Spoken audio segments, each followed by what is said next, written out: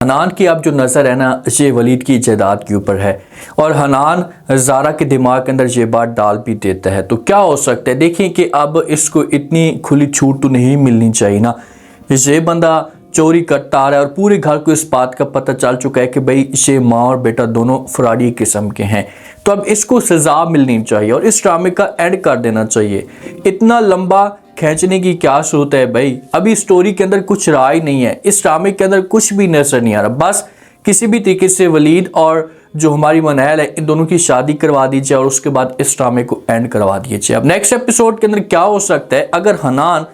वलीद से पैसे मांगता है और वलीद इनकार करता है तो क्या हनान जोगा से फिर से चोरी करने की कोशिश करेगा। जो मनैल की फुप्पू है ना, इसे मनैल के ऊपर प्रेशर डाल रही है। अभी भी इसे इस मामले पे एहसास नहीं हो रहा कि यार मुझसे सब कुछ छिन चुका था, मेरी जो छत थी ये मुझसे जा चुकी थी, मेरी बेटी ने मेरे साथ धोखा किया और मेरे बेटे ने मेरे साथ धोखा किया और मेरी भतीजी है जिसको मैं एक नुकरानी की हैसियत देती हूँ और वो मेरे साथ आज भी खड़ी है। ये कम अज़ कम मनैल के साथ प्यार से रहती और बेटी बना कर रखती ना, तो मैं लिख कर आप लोगों को दे देता हूँ कि ये ज़ारा से और जैन से कई गुना बेहतर होती, बल्कि कभी भी अपनी फुप्पू को मायूस ना कर दी। अभी आती है, आकर मनैल के सामने खड़ी हो जाती है, बात करती है और कहती है कि देखें कि जो निम्रा है इससे आपके रूम के अंदर सोएगी और अगर सो भी जाती है तो इसमें कोई क़यामत नहीं आ जानी, क्योंकि जो मनैल होती है ये इनकार कर देती है और कहती है कि भाई मैं अपने रूम के अंदर किसी को भी जगह नहीं दूंगी। तो आगे से मनैल जो होती है ये इनकार कर देती है और कहती है कि भाई मैं इन लोगों को अपने रूम के अंदर जगह नहीं दे सकती, बस घर के अंदर मैंने जगह दी है तो ये सुकून के साथ रहें, मेरे रूम के अंदर ये नहीं सो सकते। मनैल समझती है कि भाई ये फरारी इंसान है तो ये कोई ना कोई काम करेंगे और मेरे लिए मसला खड़ा हो सकता है, तो इसी वजह से पप्पू को इनकार कर देती है। आप देखते हैं कि आगे से पप्पू का क्या रिएक्शन आता है और ये किस तरह से जब वो मनैल को राज़ी करने की कोशिश करती है, क्योंकि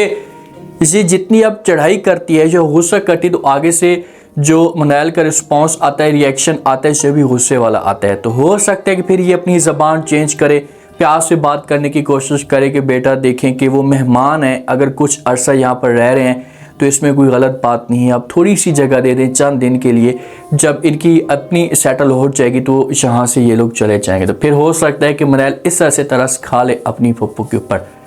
अब ज़ारा और हनान की सोच देखिए कि इनको नुकसान तो हो चुका है, हनान को मुकम्मल तौर पर नुकसान हो चुका है। तो हनान कोशिश कर रहा है कि भाई शिबा को पैसे लौटाए जाएं, अगर शिबा को पैसे ना दिए गए ना तो फिर मेरा जो है ना ये सफाया हो जाएगा, शिबा जोगी मुझे कहीं कभी नहीं छोड़ेगी। तो इसी वजह से ज़ारा के साथ बात करती है। ज़ारा जो है हनान के साथ इस टॉपिक पे बात करती है कि भाई वलीद के पास बड़ी गाड़ी है, बड़ा घर है, सुकून के साथ अपनी लाइफ को जो एंजॉय कर रहा है। तो हनान जो होता है फिर इस मामले पे सोचना शुरू कर देता है और खुलकर ज़ारा के साथ बात करता है। ज़ारा को कहता है कि भाई इतना इनके पास अगर पैसा है तो हम 10 से 15 लाख रुपए मांग भी लेते हैं तो इनको किसी किस्म की कोई टेंशन नहीं होगी, ये सुकून के साथ या आराम के साथ हमें पैसे दे देंगे। तो आगे से ये बातें जब सुनती है यहाँ पर हमारी ज़ारा, तो ये हनान को कहती है कि तुम कह तो ठीक रहे हो, लेकिन ये लोग पैसे कैसे देंगे, क्योंकि इतने ज़्यादा पैसे हैं तो मुझे नहीं लगता कि ये लोग पैसे दे देंगे और आपके ऊपर तो वो यकीन ही नहीं करते। तो फिर हनान जो कि ये ज़ारा के दिमाग के अंदर बात डालेगा कि भाई मैं थोड़ी मांगूंगा, आपने कोई ना कोई बहाना बनाना है, जो अपनी माँ को जो आपने मजबूर करना है, जब आपने मजबूर करना है कोई घर के मामले पे तो वो आपकी माँ कुछ आपको सुकून के साथ पैसे दे देंगे, क्योंकि वो आपको नाराज़ नहीं कर सकते। इनके पास प्लान होगा, माँ और बेटा जब एक दूसरे के साथ मशवरा करेंगे तो कोई ना कोई शैतानी बात अपने दिमाग से निकाल लेंगे। जब इनके दिमाग से बात निकलेगी तो उसके बाद फिर ये जाएंगे, जाकर बात करेंगे, जाकर जो अपनी सास को समझाएंगे। हनान अपनी सास को राज़ी करेगा, ज़ारा अपनी माँ को राज़ी करेगी, तो इस तरह से मामला जो है एडजस्ट हो जाएगा और ये लोग वलीद से पैसे ले लेंगे। जब वलीद से पैसे लेंगे ना तो माँ जो होगी ये फिर बात करेगी हनान के साथ कि देखें कि आखिरी दफ़ा है, उम्मीद करके आपको पैसे दे रही हूँ, अब आपने जो मुझे सब कुछ वापस कर देना है। ये पैसे भी जाएंगे, फिर सब कुछ हाथ से जाएगा और ये फिर इतने जलील और ख्वार होंगे कि इन लोगों को समझ तक नहीं आएगी।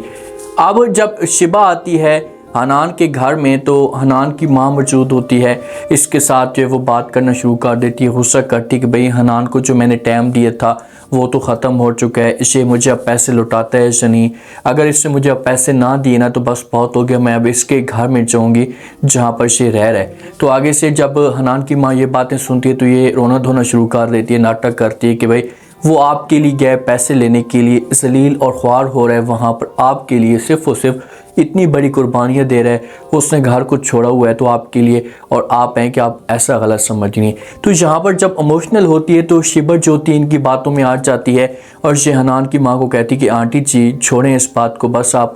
हनान के साथ रब्ता करें, उसे बोलें कि वो यहाँ पर आ जाए, मैं उससे कुछ भी पैसे नहीं लूँगी। तो आगे से माँ जवाब देती है और कहती है कि देखें बेटा, कल को आपने पैसे लेने तो है ना, हमें माफ़ तो नहीं करना, तो जब तक वो पैसे लेकर नहीं आता ना वो ऐसे सुकून के साथ नहीं बैठेगा। तो शिवा जोगी ने मुकम्मल तौर पर जो माफ़ करने के लिए भी तैयार हो जाएगी। हनान की माँ को कहेगी कि मैं सब कुछ माफ़ करने के लिए तैयार हूँ, मुझे कुछ भी नहीं चाहिए, बस आप रब्ता करें उसके साथ, उसे बोलें कि यहाँ पर ये आ जाए। अब शिवा की चाल भी हो सकती है और दूसरा शिवा इनकी बातों में भी आ सकती है, क्योंकि जिस हिसाब से हनान की माँ ड्रामे कर रही है ना तो ऐसा लग रहा है कि शिवा जो होगी इसे गेम डालने की कोशिश करेगी, क्योंकि शिवा को सब कुछ पता है कि भाई किस किस्म के लोग हैं। या दूसरी डिमांड ये रख सकती है कि भाई हनान मेरे साथ शादी करता है तो फिर तो मैं इसे माफ़ कर दूंगी, वरना इसे मैं माफ़ नहीं कर सकती। और हनान जो होगा भाग कर शादी करने के लिए तैयार होगा और सारा को तलाक दे देगा।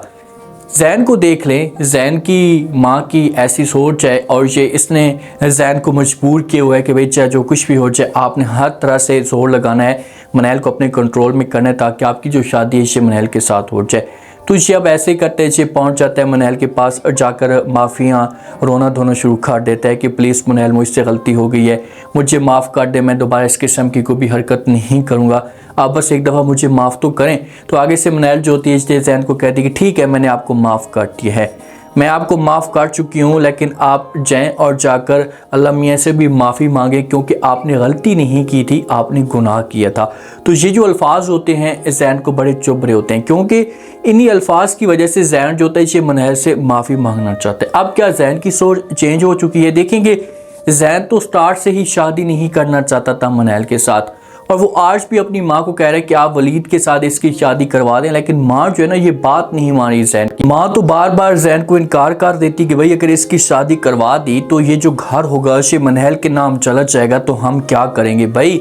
आप शादी तो करवाएं, अपनी भतीजी के बारे में अच्छी सोच तो रखें। मैं आपको यकीन के साथ कहता हूँ कि ये जो घर है ये आपको देकर जाएगी, ये आपको सब कुछ देकर जाएगी कि आप जाने, आपका काम जाने, इसी घर की वजह से, इसी जायदाद की वजह से आप मुझे इस नज़र से देख रही थी। जब इसे सब कुछ मिलेगा तो तब जाकर इसे एहसास होगा कि यार देखिए कि घर से या पैसों से खुशियाँ नहीं खरीदी जा सकती। मनैल इस घर के अंदर थी तो रौनकें बहाल थी, अभी तो इन लोगों का अंजाम भी बुरा स्टार्ट होने वाला है। अभी तक तो खुलकर हनान की कोई असलियत भी इनके सामने नहीं आई, जिस दिन आएगी तो उसके बाद आप लोग देखेंगे क्या होगा।